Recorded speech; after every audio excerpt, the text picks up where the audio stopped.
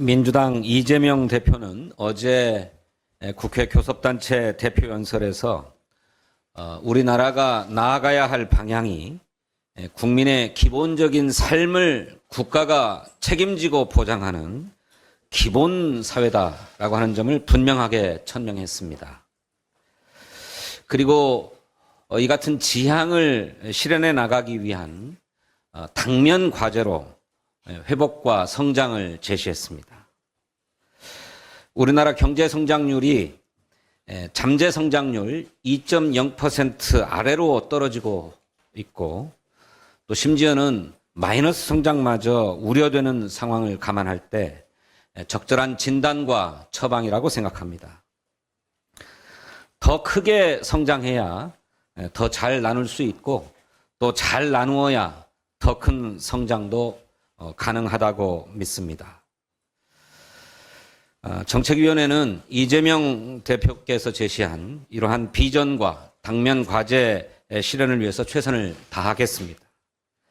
당면에서 우리 경제의 파이를 키우는 경제정책, 산업정책에 주력하면서 동시에 국민의 기본적인 삶을 보장하기 위한 내셔널 스탠다드를 정립하고 실현하겠다라고 하는 지향도 놓치지 않겠습니다. 윤석열 정부의 부자 감세와 또 내란 사태로 인해서 지난해 우리나라 곳간도 거덜이 났습니다.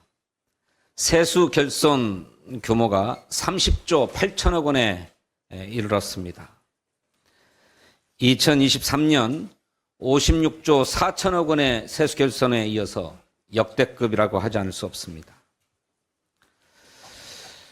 더구나 지난 9월 세수를 재추계 했는데 그때보다도 1조 2천억 원이 더 손실이 났습니다.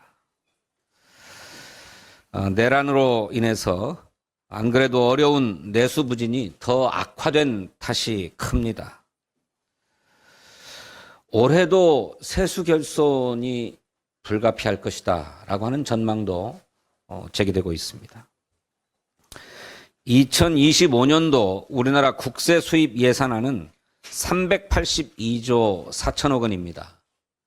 지난해 세수보다 46조 원가량 더 늘어나야만 합니다.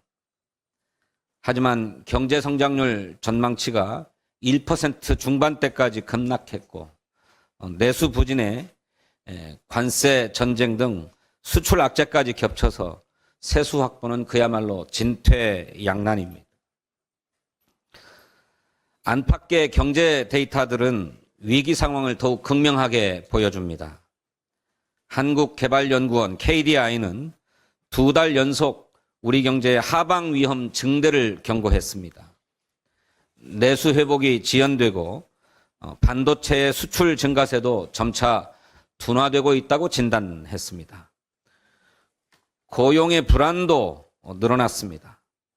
지난달 노동부 워크넷 구인 배수는 0.28로 외환위기 직후인 1999년 1월 0.23 이후 26년 만에 가장 낮은 수치를 기록했습니다. 대외 경제도 말이 아닙니다. 트럼프 대통령은 모든 철강과 알루미늄에 25%의 관세를 부과하겠다고 밝혔습니다. 더 나아가서 상호 관세도 매기겠다고 합니다. 이를 타개하고자 세계 각국은 정상 외교를 벌이고 있습니다만 우리나라는 대통령 권한대행이 전화 통화 일정조차도 잡지 못하고 있는 그런 상황입니다. 윤석열의 경제 무능과 내란 사태가 초래한 역대급 위기를 더는 방치할 수 없습니다. 이재명 당대표께서 연설에서 제안했듯이 추경부터 당장 편성해야 합니다. 대외 경제에 대응할 국회 차원의 통상대책특별위원회도 즉각 구성해야 합니다.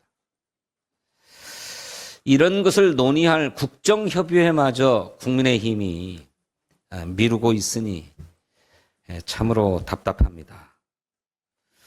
내란 수괴는 달 그림자를 쫓는다고 하더니 그 소속 정당은 민생 경제에 암울한 그림자만 드리우고 말 작정인지 국민의힘은 즉각 조건 없이 국정협의회에 나설 것을 촉구합니다. 감사합니다.